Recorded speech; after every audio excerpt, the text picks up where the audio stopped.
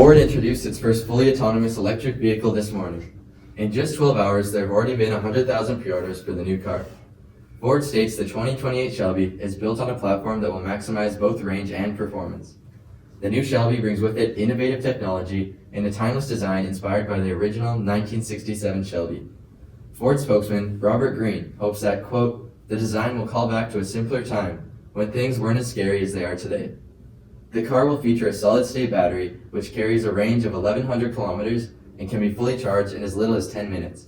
The announcement seems to have also shaken up the industry, with BMW, Mercedes, and Toyota all announcing their plans to build retro-inspired EVs with this new technology. In a surprising announcement from the White House today, the President has announced a revolutionary new Electric Vehicles Act. The act will introduce spending on dramatic improvements to electric vehicle infrastructure and will also, surprisingly, ban the sale of new gas cars by 2031. The act has already proven incredibly controversial, with conservative Senator Rob Christie calling it a, quote, massive overreach of government.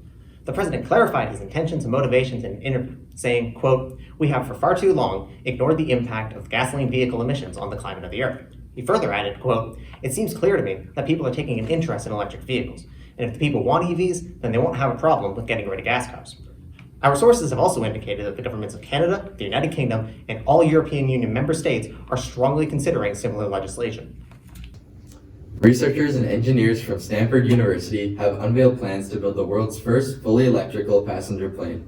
Head engineer David Bridges said that seeing the rapid changes and developments in the electric car market inspired him to consider what else could be electrified, and his mind jumped immediately to passenger planes.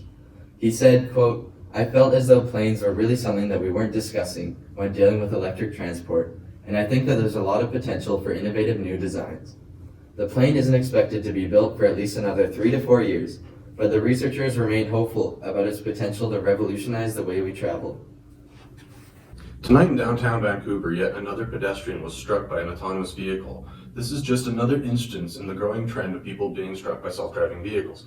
As the autonomous electric vehicles become more and more popular, we have seen a steady increase in the number of collisions between people and vehicles, particularly small children. This has left many people asking whether or not this tech is ready for the world, or does it still need some development.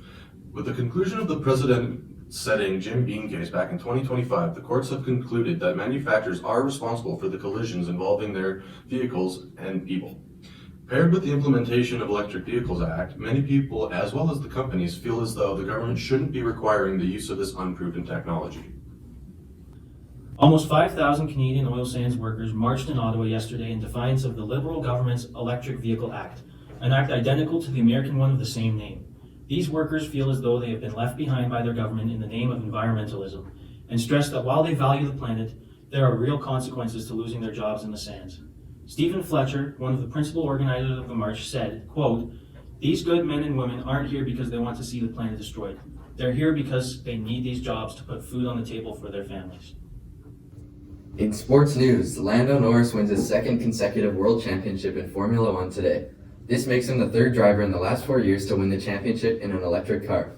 The other two drivers who won in an electric car were Charles Leclerc when Ferrari made the original switch back in 2023, and Max Verstappen when Red Bull made the switch in 2024.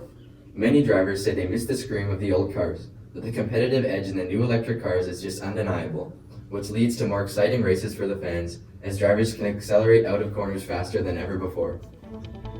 And that's all for tonight, folks. Stay safe, stay healthy, and have a great night. Tonight's news has been brought to you by the all-new 2028 Ram 1500 with best-in-class range, torque, and towing. Get yourself a truck that can really do anything you want, with seats wrapped in only the finest potato leather. Guts, glory, Ram.